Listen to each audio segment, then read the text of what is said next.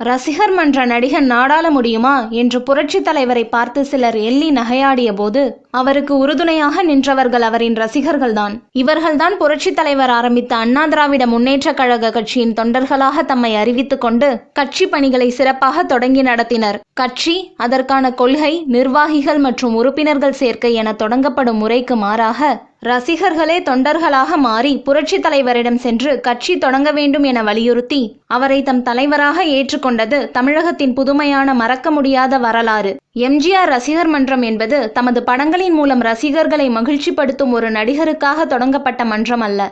இந்த மன்றங்களை நாம் சினிமா சார்ந்த ஒரு விஷயமாக மட்டும் எடுத்துக்கொள்ள முடியாது.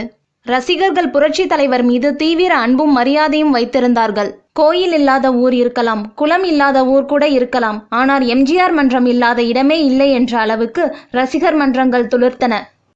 புரட்சி தலைவரிடம் பொதுக்கூட்டங்களில் பேசும்போது, நீங்கள் எப்பொழுதும் இரத்தத்தின் இரத்தமான என் உடன் பிறப்புகளே என்று தொண்டர்களையும் மக்களையும் அழைக்கிறீர்களே, அதற்கு என்ன காரணம் என்று கேட்டனர். புரட்சி தலைவர், எனக்கு மறுபிறவி கொடுத்தது இந்த மக்கள்தான். குண்டடிப்பட்ட போது என் உயிரை காப்பாற்ற எத்தனையோ பாட்டில்கள் இரத்தம் தேவைப்பட்டது.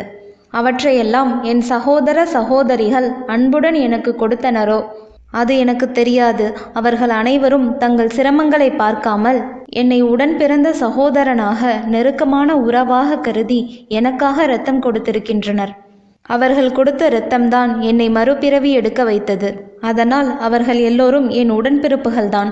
எனவேதான் இரத்தத்தின் இரத்தமான என் அன்பு உடன்பிறப்புகளே என்று உளமாற அவர்களை ஒவ்வொரு கூட்டத்தில் பேசும்போதும் அழைக்கிறேன் என்று கூறினார் புரட்சி தலைவர்.